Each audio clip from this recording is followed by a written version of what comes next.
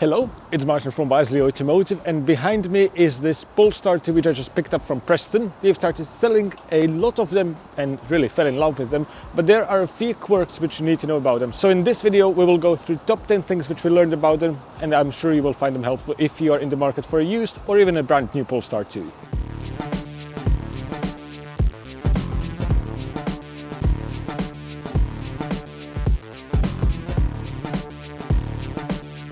Let's get to the point though, because the first thing which causes a lot of confusion is the keys. When the Polestar 2 first launched, you used to get 3 keys. 2 of these main keys with the buttons on the side as well, and a hidden key blade inside, and one of these spare activity key fobs. This one has no buttons, but you can use it with the proximity comfort access features. However, as time went on, I suppose as a cost-cutting measure, in about 2022, Polestar changed the system, and now they only supply the vehicle like you see here, with 1 activity key fob and 1 proper key fob. With the Polestars, it's particularly important to know what the key situation is, because if you want to do a factory reset of the screen and sign in fresh with your Google account, you need all key fobs to be present in the vehicle for that process to happen. In fact, that's a good test to see how many keys are meant to be present. Obviously, there is an option that if someone lost a key, it has been deregistered at a Volvo dealer, but at least you know someone can come up to the car and unlock it, even though the probability of that is quite low. In terms of cost, they ain't cheap. The big key consists of multiple parts, and all in all it's about £350 plus VAT to get it supplied and coded to the vehicle. I believe that's without a cut blade, so if you want a cut physical blade as well, it will be a little bit extra. The smaller activity key is £114 plus VAT, which doesn't sound that bad at first, but keep in mind these do not have user replaceable batteries, which is honestly crazy considering Polestar is trying to be an eco-friendly brand and we're all trying to reduce e-waste. But if you want new one of these, you need to buy a whole new key. From our experience, they do seem to last at least 2 years. So even the first Polestar 2s which are on the market still have those working, but at some point you will have to replace it if you want to keep using it for a pretty hefty price. Next little known thing is that basically all Polestar 2s, at least in the UK, come with a free 3-year or 30,000 miles service plan, which translates to the first service being available for free right at a Volvo main dealer. Speaking of servicing, your interval reminder is right in the vehicle settings. Then you need to click into the More tab, Car Status, and lastly Service. And it will let you know when the next one is due, both on mileage and time. Pretty standard stuff, but for such a high-tech car, it's a bit shocking that it doesn't come with a digital service record. So it's important to get invoices or a stamped service book. This one in particular just had the service done, so it came with an invoice, and the service book lives here in this little folder. It's this little status and warranty notebook, so if I go inside you will see that there are slots for servicing, and this is the stamp with the details of the first and only service for this vehicle. Got up to 75%, so let me continue the journey. Just for the record, the previous owner seems to have averaged 8.5 kilowatt-hours per 100 miles, which is, I would assume, a glitch, because that's unrealistically good, better than something like a Twizy. So I will reset the trip computer. Reset complete. That's good. And let's go. It is obviously the single motor version, which on Polestars does tend to be about 5 to 10% more efficient depending on how you drive. We have made a video comparison of that, so feel free to check it out in the right hand corner if you want to learn more. But it also comes with the Plus package. Now, depending on age, that just gives you the additional trim on the inside, the glass roof, the Harman Kardon sound system. But crucially, on cars which were made after about April 2021, I'm always saying about with these dates and everything, because there's always a possibility that there is an older car which was sitting in a parking lot somewhere and was just registered too late and so on, and these changes on the production sometimes take time to trickle out onto the market.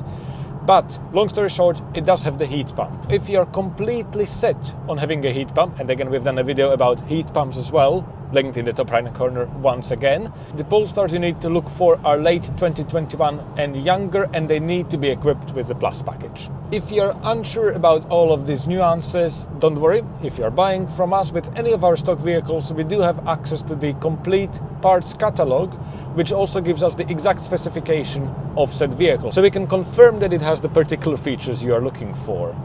Speaking of which, it gets even more confusing, I'm afraid, because just like most manufacturers, Polestar was affected by the COVID supply shortages, which mostly affected computer chips.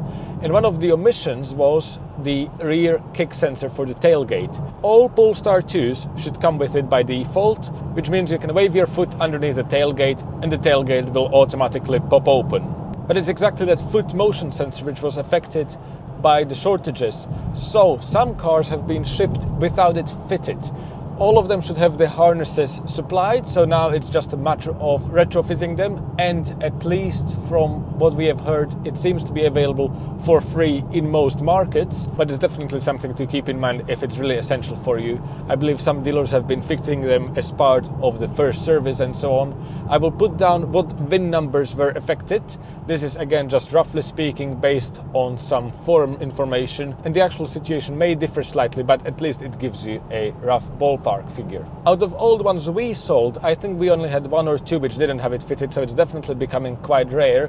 Some people supposedly specifically seek out the ones without the motion sensor, because it is true that sometimes if you walk past the car with the key in your pocket, it may trigger it and it opens the tailgate. So if that's something you don't want, again, you can ask whether we have any of those in stock. On this topic of equipment, all Polestar 2s come pretty well spec'd. Even the base model has all the basic safety features which you would expect on a modern car these days, like the collision avoidance assistant, lane keeping assistant, reversing camera, front and rear parking sensors. But there is an additional package which you can opt for called the Pilot package.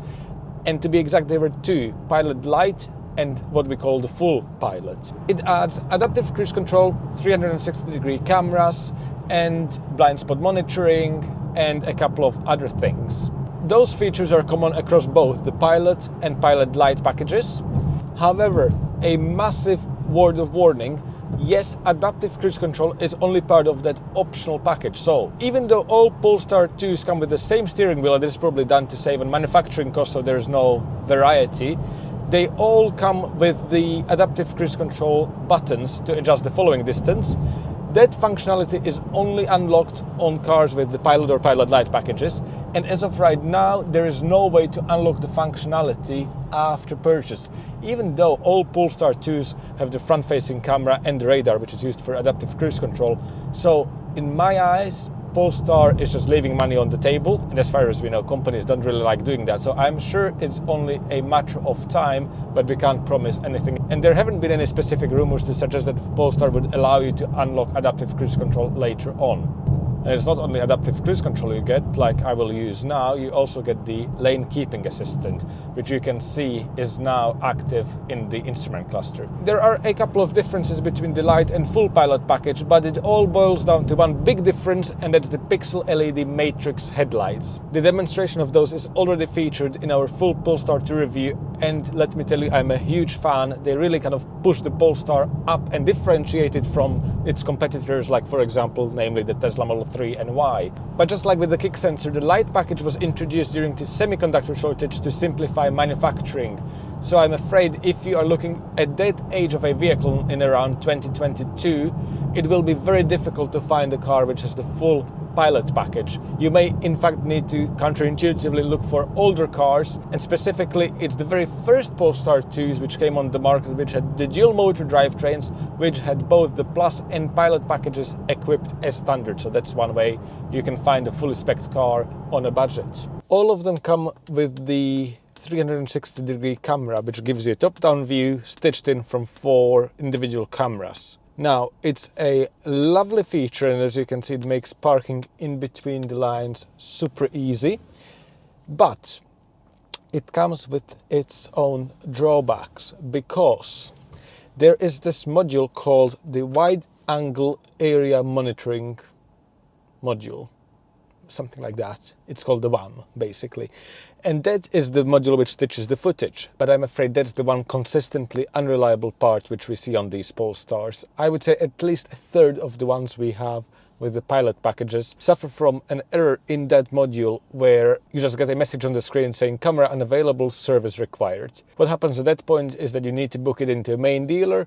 Polestar usually tries to do software updates first, not to rule out that there's some incompatibility or glitches in the vehicle systems, but realistically, if it starts happening repeatedly, it will need the new physical part. If the vehicle is still under warranty, it's covered under warranty, so no big deal, but I would say make sure you flag it as soon as possible, because obviously this can drag on for months, and you do want it to be covered for free, if that's an option. I wanted to stop to show you the camera, but let me use this opportunity to discuss the wheels. Polestar changed up the wheel palette over the years, but back in the early days, it could be very easy to confuse the 19 and 20-inch alloys, because all of them feature practically the same design with the diamond cut finish and these spokes which alternate between thin and fat. But if you closely look at the tire, you can see this example is equipped with the smaller 19-inch option. It's down to personal preference what you want. In person, the 20s definitely fill the arches better because you have got a bigger alloy with a lower profile tire, but you'd have to pay a price for that in the form of sacrificing some efficiency, which leads to slightly lower range and obviously worse road comfort. But from our experience, it's not too bad unless you literally drive the cars side by side. And if you're really particular about your tires, you will notice when you look up close that they come equipped with Polestar-specific tyres denoted by the POL label. Obviously, it's not that big of a deal if someone replaced them with a different set with the matching features, which in the case of this 19s is a square setup at 245/45 R19 102V, rated for extra load because of the added weight, and they also have the acoustic inserts.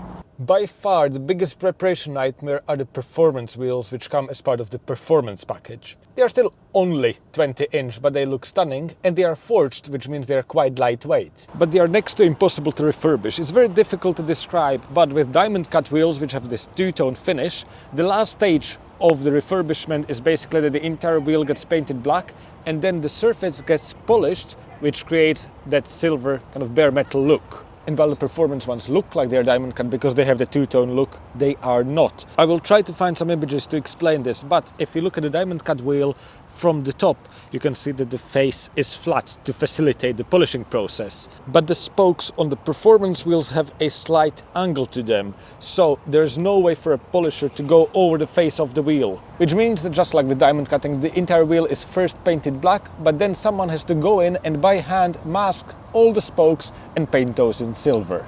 The last point on the topic of wheels is that Polestar opted not to use tire pressure monitoring sensors built into the valves. This has its own pros and cons. You still get notifications if you were, for example, to get a puncture, but because TPMS are actual air pressure sensors, they are pretty much instantaneous. Whereas the Polestar uses wheel position and rotation sensors to figure out whether any of the wheels moves a bit different to the other one, which would suggest a smaller diameter, which means a low tire pressure.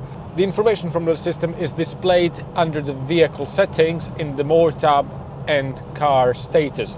And as mentioned, because there are no sensors within the valves, you do not get any tire pressure readouts. You just get a screen saying that basically all wheels are all right. What's the benefit then? Well, for example, if you leave the car standing for a long period of time, we have seen tire pressure monitoring sensors sometimes die because they have an internal battery which gets recharged by driving the car, etc.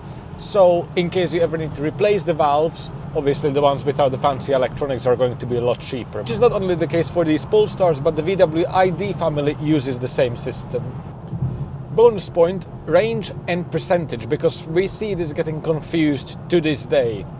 When I go into the home screen, you will see that the range assistant is showing a range of about 150 miles.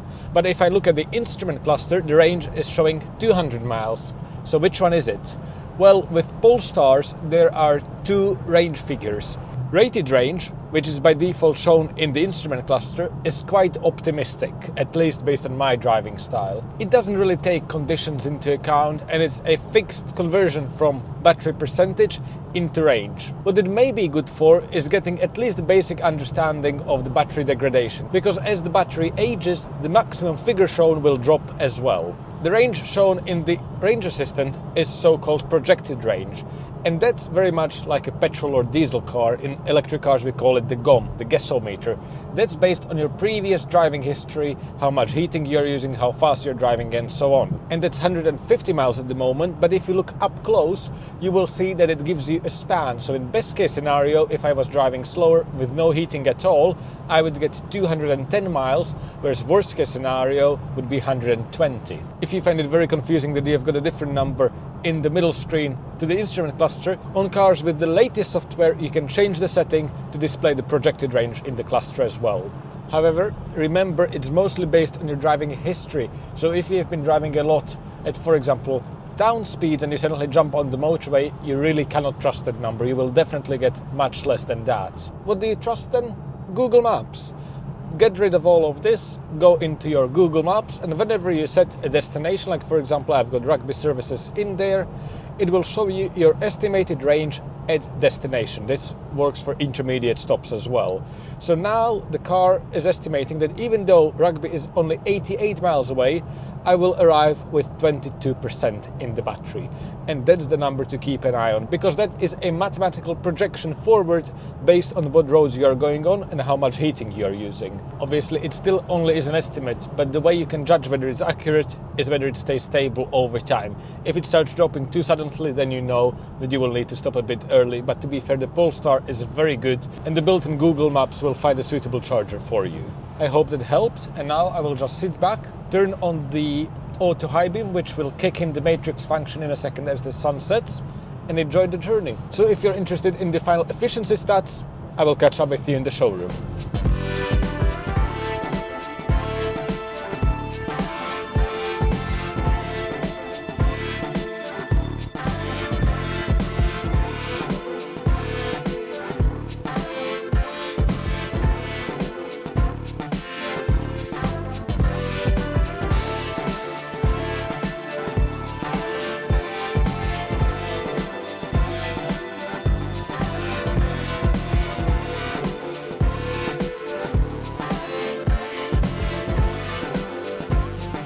That's it, arrived back in the office, and I can confidently say this really is the best cruiser spec for the Polestar 2. Big battery, single motor combined with the smallest wheels mean you get ultimate comfort and efficiency.